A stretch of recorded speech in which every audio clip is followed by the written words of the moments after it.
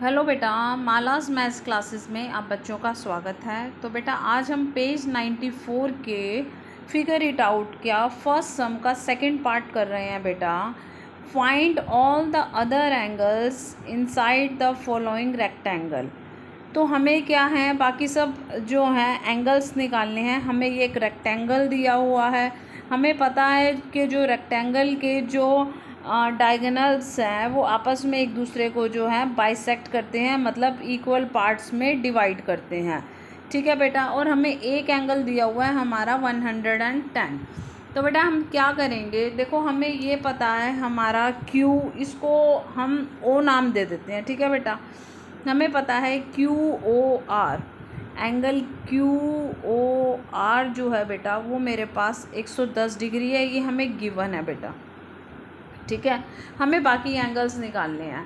अब बेटा जब हमें पता है कि ये एंगल 110 है तो ये एंगल कितना होगा बेटा, ये एंगल भी 110 होगा। क्यों? क्योंकि ये वर्टिकल अपोजिट एंगल है। क्या होता है बेटा, जब हम ये इस तरीके की दो लाइंस होती हैं तो this angle is equal to this angle and this angle is equal to this angle. तो इसको हम क्या बोलते हैं बेटा, इसको हम बोलते हैं वर्टिकली अपोजिट एंगल।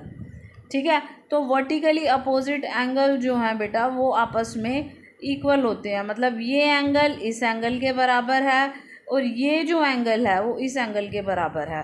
तो बेटा अब जब ये 110 है तो ये कितना होगा, ये भी 110 होगा। तो मैं ये लिख दूंगी कि angle QOR is equal to angle POS। ठीक है बेटा, क्यों? क्योंकि ये वर्टिकली अपोजिट एंगल है। वर्टिकली, मैं ऐसे कर देती हूँ आपको प्रॉपर दिखे, वर्टिकली अपोजिट एंगल्स है। ठीक है बेटा, तो मैं यहाँ पे क्या लिख सकती हूँ, angle POS is equal to 110। ठीक है बेटा, अब हम क्या करेंगे, अब अगर मैं ये एक स्ट्रेट लाइन ले रही हूँ बेटा, ये एक स्ट्रेट लाइन है मैं जानती हूँ। ठीक है, इसके ऊपर जो एंगल बनता है, फॉर एग्जांपल इसको मैं आपको ऐसे बताती हूँ, जैसे ये एक स्ट्रेट लाइन है। ठीक है, इसके ऊपर अगर एक एंगल बन रहा है बेटा, बीच में चाहे वो कहीं कट भी रहा है, मान लो ऐसे, तो ये जो पूरा एंगल होगा बेटा ये कितने का होगा, ये 180 डिग्री का होगा, ये कंप्लीट एंगल। ठीक है, अब अगर मुझे पता है कि ये 110 का है तो ये रेस्ट कितने का होगा, 180 माइनस 110 मतलब 70 डिग्री। तो ये जो पूरा एंगल होता है बेटा इसको हम क्या बोलते हैं, इसको हम बोलते हैं बेटा लीनियर पेयर। ठीक है, तो अब ये जो लाइन आपको दिख रही है Q और S की, ये जो लाइन है बेटा, इसके ऊपर ये जो एंगल बन रहा है, this angle plus this angle is equal to 180 degree. तो मैं क्या लिखूंगी, QOR, angle QOR plus angle ROS is equal to 180 degree. क्यों? क्योंकि मैंने यहाँ पे आपको बताया ये क्या बना रहा है, लीनियर पेयर बना रहा है बेटा। तो यहाँ पे मैं लिखूंगी, मुझे आगे बताना पड़ेगा कि किस लिए ये 180 है, क्योंकि वो लीनियर पेयर बना रहा है। अब ये मुझे पता है 110 है, तो मैं ROS निकाल सकती हूँ। तो मेरा एंगल ROS हो जाएगा बेटा 180 माइनस 110, तो ये हो जाएगा बेटा मेरा 70 डिग्री। तो क्या हुआ, मेरा ये एंगल निकल आया बेटा 70 डिग्री। अब जब ये एंगल मेरा 70 डिग्री है तो ये एंगल मेरा कितना होगा बेटा, ये भी मेरा 70 डिग्री होगा। क्यों होगा, मैंने अभी आपको ये बताया, ये क्या है, ये वर्टिकली अपोजिट एंगल है। तो मैं क्या लिखूंगी कि angle ROS is equal to angle QOP। ठीक है बेटा, एंगल QOP, कारण क्या दूंगी, vertically opposite angle, vertically opposite angles. तो ये मेरा क्या हो जाएगा, QOP भी मेरा आ जाएगा बेटा 70 डिग्री। तो अब मेरे पास ये एंगल निकल आया, ये एंगल निकल आया, ये चार एंगल निकल आए। अब मैं क्या करूँगी, अब मैं एक एक ट्रायंगल लेती जाऊँगी। ठीक है, अब मैं ले रही हूँ ट्रायंगल, अब मैं ट्रायंगल ले रही हूँ, ये और ये मैं एक ट्रायंगल ले रही हूँ। ठीक है, ये एक ट्रायंगल बन गया बेटा। ठीक है, और मुझे पता है ट्रायंगल का सम कितना होता है, 180 होता है।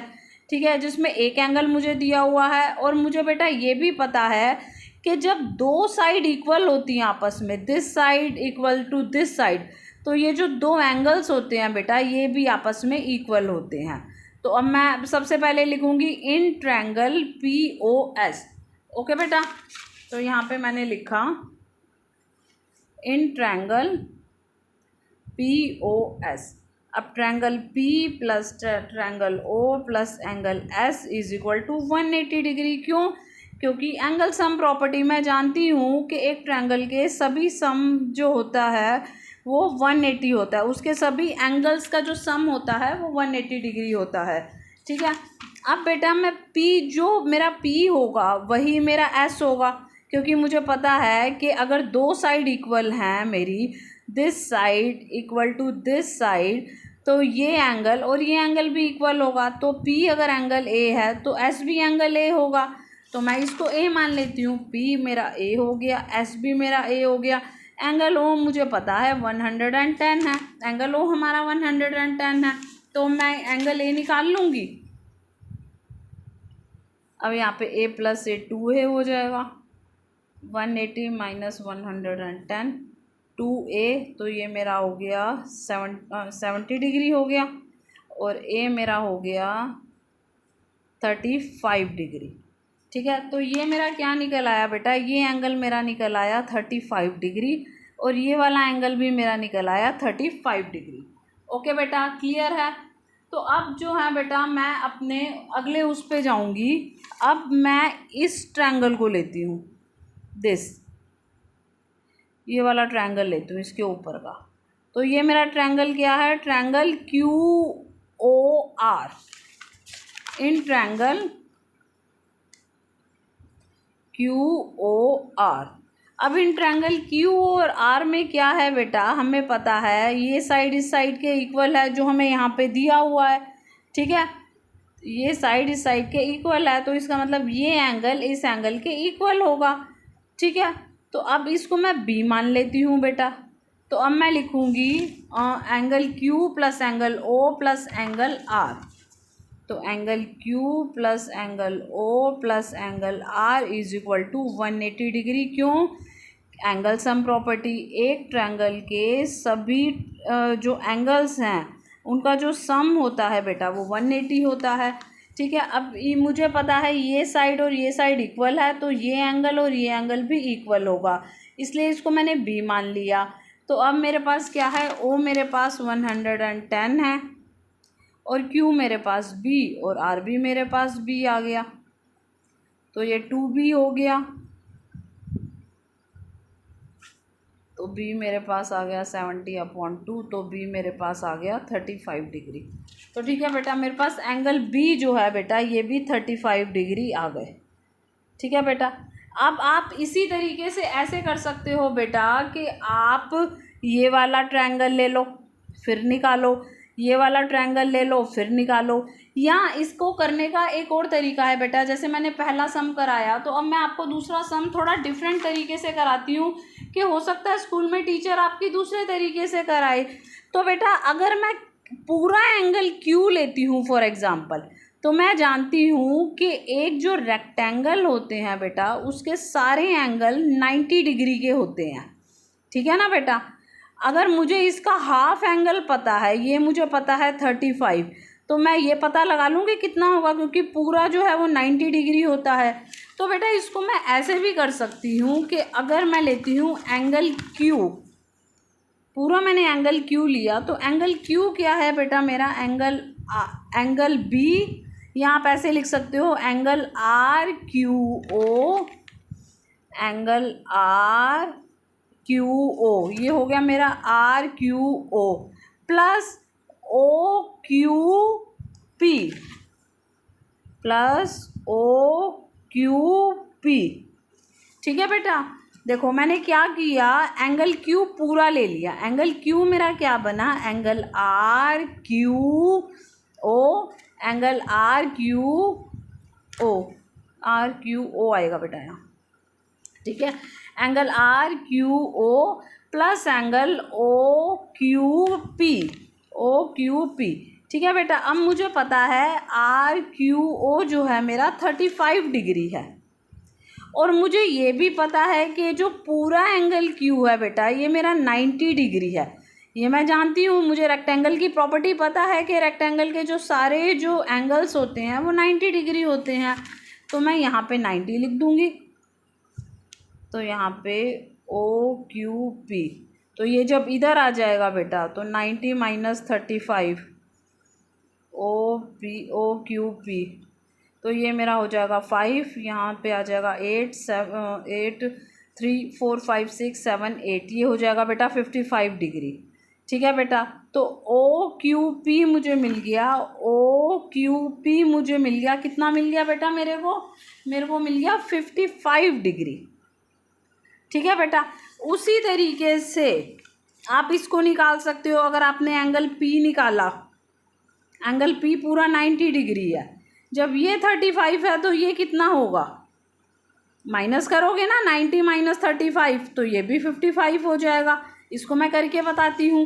जैसे आप क्या लिखोगे, कंप्लीट एंगल जो पी है बेटा, एंगल पी हमारा क्या है, angle S P O, S P O, angle P हमारा पूरा क्या है, S P O plus O P Q, plus O P Q. ठीक है बेटा, ओ पी क्यू। अब मुझे ये पता है मेरा 35 है बेटा, क्या पता है, एस पी ओ मेरा 35 है, और मुझे पता है कंप्लीट एंगल मेरा 90 डिग्री है। तो मेरा ओ पी क्यू निकल आएगा। तो ये मेरा 90 माइनस 35 वही आ जाएगा 55 डिग्री। क्या निकल आया, एंगल पी, एंगल यहाँ पे आएगा बेटा O P Q, O P Q, O P Q. तो ये मेरा आ गया बेटा 55। ठीक है बेटा, उसी तरीके से आप ये एंगल निकाल सकते हो। आपको पता है पूरा 90 डिग्री है, तो 90 माइनस 35 जब आप करोगे ये भी 55 हो गया। उसी तरीके से आपको ये पता है ये पूरा 90 डिग्री है, 35 आपने निकाल लिया है, तो 90 माइनस 35 करोगे 55। तो इस तरीके से बेटा आपने सारे एंगल्स निकाल लिए। ठीक है बेटा, इसको आप ऐसे भी कर सकते हो, ये लाइन जो है बेटा पैरेलल, ये दो पैरेलल लाइंस हैं। ठीक है, ये हमारी एक ट्रांसवर्सल लाइन है। तो this angle is equal to this angle, क्यों बेटा, क्योंकि ये हमारे क्या हैं, ये हमारे हो गए इंटीरियर जो है, ये अल्टरनेट इंटीरियर एंगल्स हो गए बेटा ये हमारे।